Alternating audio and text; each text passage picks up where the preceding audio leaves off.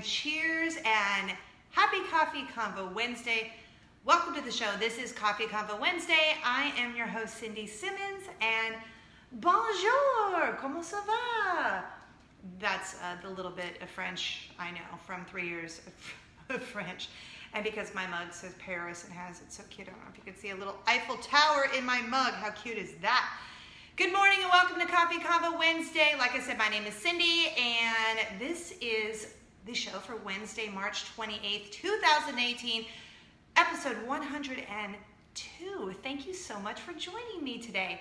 I'm in Orlando, Florida. It is 69 degrees and sunny here, as it is like 300 days of the year, which is why we moved here, and I love it.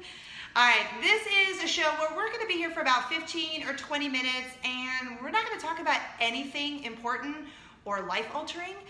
It's just really a break for the middle of your Wednesday morning and a way to just talk about happy stuff and positive stuff instead of, I don't know, getting swept up in the real life of bleh. So it's just a little break from the bleh. I'm going to tell you, sorry, I have a little itch on my face. All right, a little bit about me. I'm born and raised in Southern California, grew up there, and then moved to Nashville, Atlanta, and now reside in Orlando, Florida. And I gotta tell you, I love Florida. We've been here for a couple months. We just built a new house. My mom lives with us. I have a husband and two daughters, 12 and 5. And I do the show every Wednesday morning because it's fun. And I get to work from home, which is even funner, which I know is not a word. So sit back, grab your coffee, your tea, your smoothie, hot cocoa, or whatever you're drinking this morning. We'll talk about 3 things, and then you guys can get back to whatever it is you're doing this morning. In fact, let me know what you're doing this morning. All right. So let's get to it this morning. All right, topic number 1 on Coffee Convo Wednesday. This is sweeping the internet. You're like, what? What is it? It's so unimportant. I can't believe we're talking about this, but apparently everyone on the internet is talking about a top sheet, like on your bed. Like, do you use a top sheet? Apparently, I think it was a tweet or an Instagram post or it's Snapchat, I don't know. But there was a post by a millennial that made a joke about millennials that said millennials have killed marriage, napkins, something else. But why hasn't anyone talked about the top sheet? The top sheet is archaic. No millennials are using top sheets. So I started thinking about that. Do you use a top sheet? Here is something funny. I've always used a top sheet, but when we first moved to Florida and we were in a rental for a while, I don't know, 6, 7, 8, 27 months, it felt like. For some reason, I think I just couldn't find my top sheet, so we didn't sleep with a top sheet for almost, I don't know, it's like I said, 7, 8, 27 months, something like that. And I didn't even notice that we didn't have the top sheet. So I did a little research on this because I thought, why are millennials talking about this? So I guess the thing is that when you use a top sheet, it's just an extra layer of whatever. You have to make your bed. Oh my goodness. But the other thing I also read is if you're not using a top sheet, then your comforter has to be cleaned more often, whether you're using a comforter, a bedspread, a duvet. If you're not using a top sheet, then that supposedly needs to be cleaned more often, is what the internet said. But apparently, you know how things just go through phases, I guess, or go viral on social media. This has gone viral on Facebook, and I am perplexed by this, as my friend Jennifer is, who's watching, because I know she has millennials. And so I need to know. Tell me how old you are. It's no big deal, no judgment, or don't tell me how old you are. And just tell me, are you using a top sheet or not? Because now that we're in the new house and I've found all my sheets out of storage, I totally do use a top sheet. In fact, I just bought new sheets at Sam's Club, and they come with a top sheet because I'm pretty sure most sheet sets do, right? I think they do. So I thought, why is this a big deal? I don't know, but I'm gonna take it to you, the Coffee Convo Wednesday viewer, to tell me, are you guys using a top sheet on your bed? Yes or no to the top sheet? I told you, riveting stuff here on Coffee Convo Wednesday. It's like rose gold ears at Walt Disney World and Disneyland and in the Disney universe. That's a big thing. We talked about rose gold many months ago.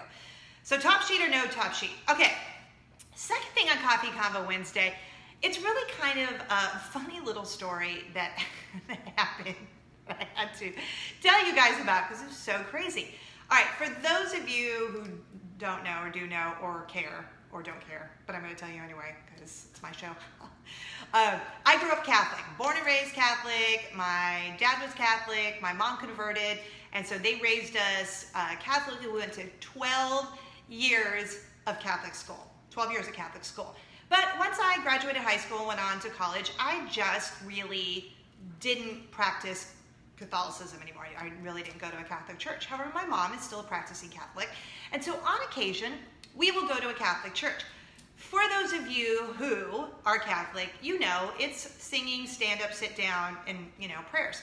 The funny thing is, all of the prayers that I had memorized from 12 years of Catholic school, I totally remember because they're exactly the same whenever I go to church with my mom. So flashback to last week when the girls were on spring break, we were driving around somewhere, my mom and our two daughters, because my mom, like I said, lives with us. And my oldest daughter, Lily, says, "Hey, Grandma, look, that church says that Palm Sunday is coming up. We should go to Palm Sunday." So my mom was like, "Okay." And I said, "Yeah, I'm in, whatever, let's figure out a time." And my mom found a local Catholic church like 5 seconds down the street.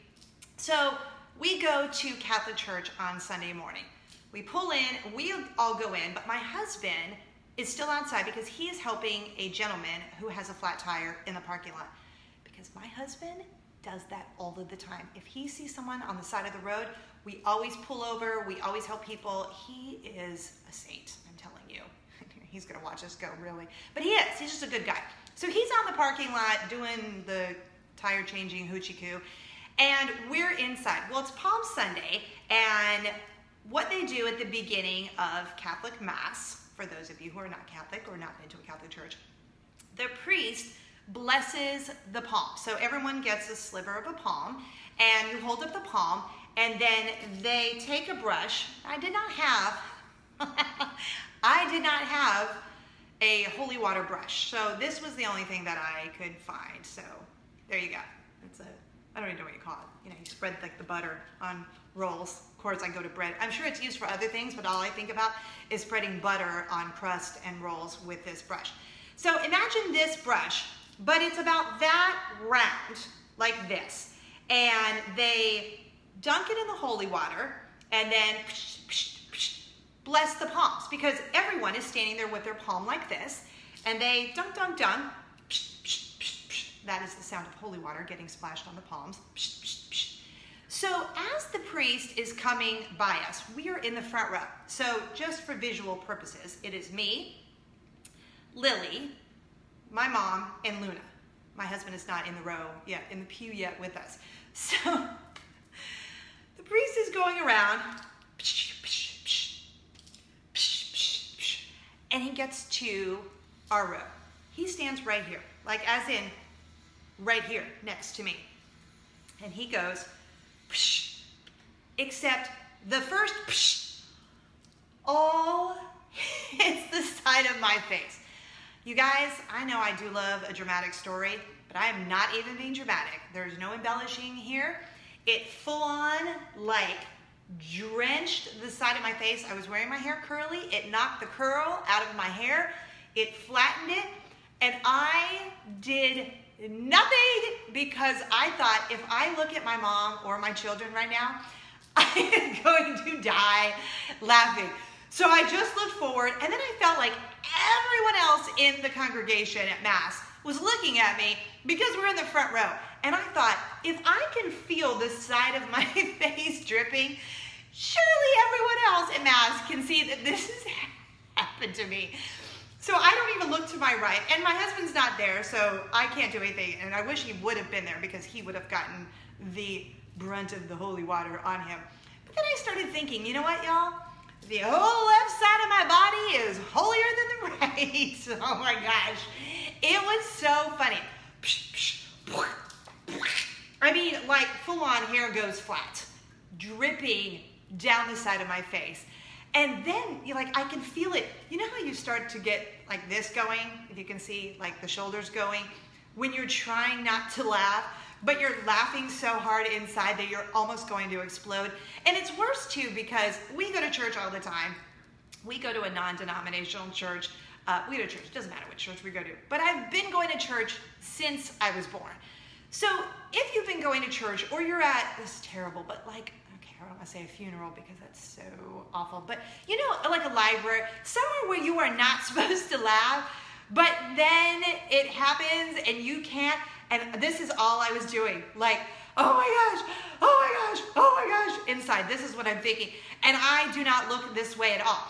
And of course, it's Palm Sunday, which means they read the Passion of Jesus Christ. So the Passion, for those of you who don't know that part of the Bible, or you do, it doesn't matter. The Passion extends already 1 hour long Catholic Mass by like 27 hours. Okay. Maybe more like 20 minutes. I may be being a little dramatic there. But it extends it by 20 minutes. So now, like, this is slowly drying, but we're in church for like 20 minutes longer. So I am still like, I need to release. I need to let it out because I am dying laughing still. And it was awful because I was really trying to be in the Catholic Mass moment. And I was for the most part, but anytime I started thinking about the psh, psh, psh, on me, I would start doing this. But I could not look at anyone. So Eric, my husband, finally comes in after changing the man's tire. And I look at him and I mumble, I've got to tell you what happened. He's like, what? I was like, I've got to tell you what happened later. You guys, as soon as I got outside and got in the car, I was telling them all that was laughing. And my kids are dying laughing because I'm, of course, being over the top dramatic about the water, like as if I'm on Splash Mountain at Magic Kingdom at Walt Disney World or some, you know, Raging Waters where I grew up in California. Some water park where the water's like, whoosh, like a flood of water across my face, y'all. All I know is that I am feeling a little holier than all of you today is what I'm saying. Goodness.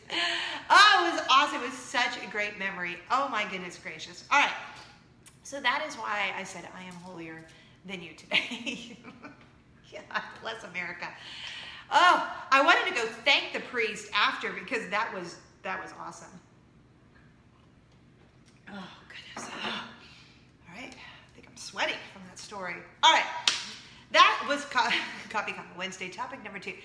Coffee Convo Wednesday, topic number 3 has to do with April Fool's Day because it is this Sunday, the same day as Easter, which in my brain, like, vomits possibilities because I keep thinking, oh my goodness, Easter and April Fool's Day? All right, let me take you back. Okay, I love April Fool's Day. I used to love it when I used to work at a radio station for a very long time because everyone in the radio station offices were full on in to April Fool's Day. So there were serious jokes going on. For example, one year, some practical jokers tin-foiled our entire office. As in, if this was laying right on top of the desk, it got tin-foiled. The mouse got tin-foiled. The keyboard got tin-foiled. The computer got tin-foiled. The desk got everything. I mean, it must have taken them hours. So to get them back the following year, we got a bunch of those, oh goodness, what are they called? What are the things like the packing, the shipping, oh, for Pete's sake. You know, the white little styrofoam things, not shipping bubbles, I don't know what they're called. The white shipping things that go in the box.